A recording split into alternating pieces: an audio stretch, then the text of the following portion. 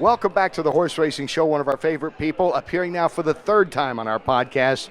Mark Casse, of course, with two big wins this year with War of Will in the Preakness and Sir Winston in the Belmont, and War of Will getting ready to get back in action in the Pennsylvania Derby. How's he been? He's doing great. We have him at Belmont. He had a really good work the other day, so we're ready. And, it's still a situation. I don't think the 3-year-old picture's cleared up a whole lot since we last talked to you after the Belmont. No, I agree. It's still wide open, so this race is important. And it may boil down to the Breeders' Cup. I think some of these 3-year-olds will end up, whoever shows up in the Breeders' Cup and does well. But Pennsylvania Derby first thing, and he's training well. So it's going to be a good race. I think Maximum Security is supposed to be there, so they're old buddies. I was going to ask, does it add more to it? You had to have the race anyway. You're looking forward to get another race in. Pennsylvania shows up, and now maybe if Maximum Security shows up, I won't be the first to bring this up. No, we just want to win. We don't really care who's there, but I think it brings some intrigue to the race for racing fans. Oh, you know it. Yeah, so that's always good.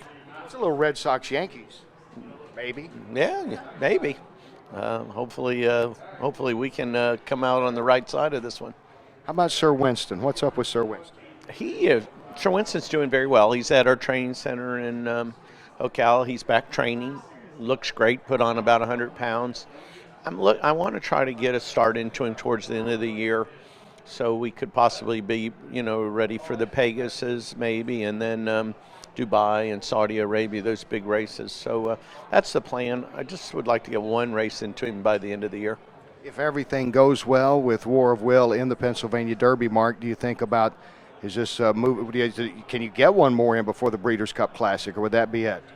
No, if he were to run well in the Pennsylvania Derby, then I think we would just probably go straight to the Breeders' Cup. We're trying something a little different. I felt like his race in the Derby was really good. I think he was on his game.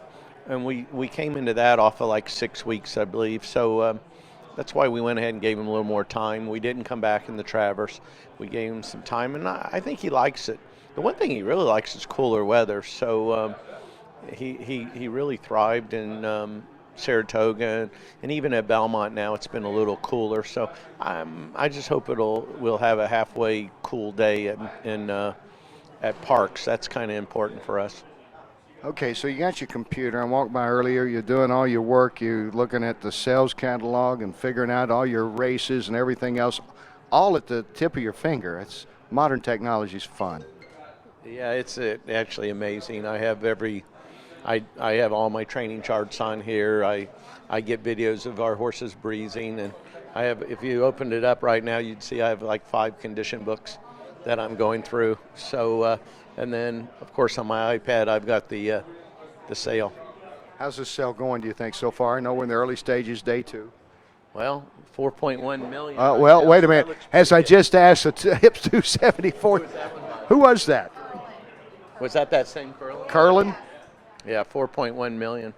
So far, they've been out of my price range. I think I answered my own question. Yeah, it's good. What would be the price range? I mean, what's the price range in reality coming in here for most people? Not everybody's going to be throwing 7 figures out. No, you know what? It just kind of, when, we buy for different people, and it's what you're trying to achieve. We've had tremendous success buying,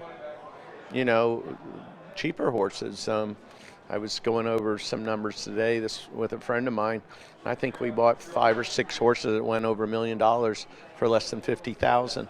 So we do, when you're playing with these big numbers, you're looking for big stallion deals and prospects. But it's no different.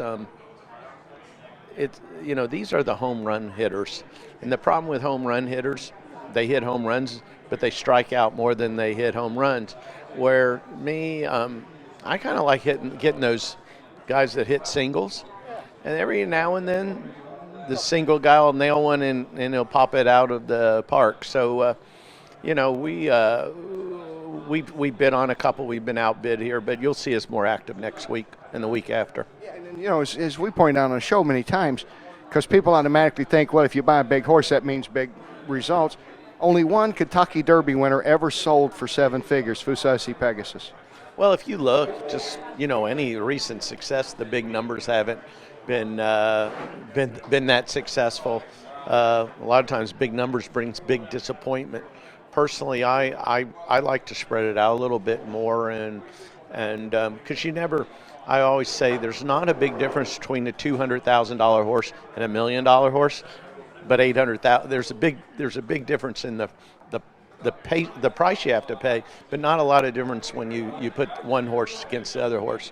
And it's my feeling is, a A horse or a B horse can still be a Derby winner.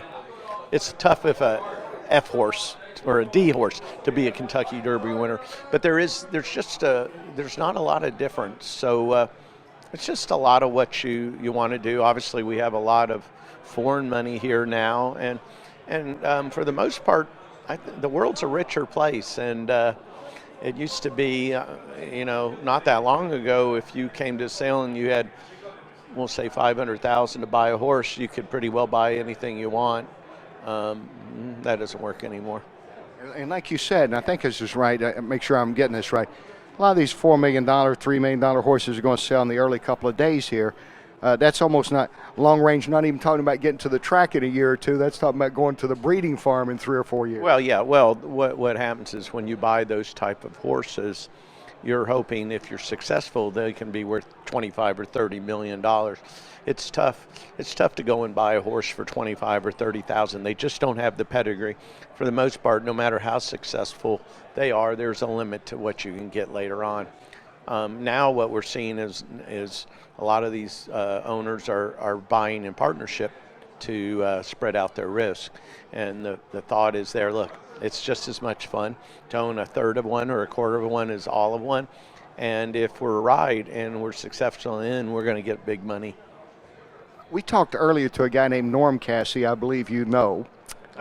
You've heard of him. He was just talking about how one thing he missed a little bit was the team effort, and I kind of miss seeing him right by your side this year, but he's doing well on his own. He is. He's doing well, and I keep an eye on him, and he had a nice winner the other day at Kentucky Downs. So it's a different deal. When you're on your own, he's got his stable, and where for us, we're more of a big team. We have horses all over North America, and we have a lot of action going on, where when you only, you have, 25 horses or 30 horses, you don't have all the action. But sometimes that's okay, too. Sometimes I wish I didn't have as much action. Reminisce. I'm not complaining, so, yeah. You don't sit around and long for those days 30 years ago. No, not really, but I did enjoy Saratoga running 5 days a week versus 6 because it allowed us a little more family time. People didn't, a lot of people didn't understand, not just for the trainers, but for all of the people that work on our teams, plus all the people that work at the racetrack. It's very difficult to go 6 days a week. There's just not, there's no time, and so we did enjoy the 5 days a week, and I hope Saratoga stays with the 5 days a week. I think the fans enjoyed it too, looking at the attendance and looking at the pari-mutuel handle. It did. It gives you, when you're working 6 days a week, the one day you're off, you're catching up, doing all the things you couldn't do in those other 6 days, where with 5 days, you catch up on one day, and then you actually have one day to enjoy. Have a life. Yeah. A little bit. Little one, not a lot, but a little. What else is coming up now? Who else can we look for down the road? We've talked about obviously coming up with the Pennsylvania Derby and War of Will. Well, we have a big weekend coming this week. I'm on my way to Toronto. We have got Stormy. She probably, I would say, will be the favorite in the Woodbine Mile. She's coming off of just breaking the track record, beating boys in the 4-star day up at Saratoga. And then Sunday's a big day for us. We have, I think, 3 or 4 running in the Grade 1 Natalma, and then we have 2 or 3 running in the summer, Grade 1 summer, and those are all winning your ends. And so we're hoping, after this weekend, we have 1 winning your end already with Got Stormy. I'm hoping to have 2 or 3 more. Good luck to you, Mark. Always a pleasure. Thanks. Thank you, Mark Casse, one of the great trainers out there, and we'll be talking, of course, more about him as we get closer to the Breeders' Cup, and keep an eye on that Pennsylvania Derby. War of Will returning. Looks like Maximum Security will be there to take him on. We'll be back with more of the Horse Racing Show right after this. Good job.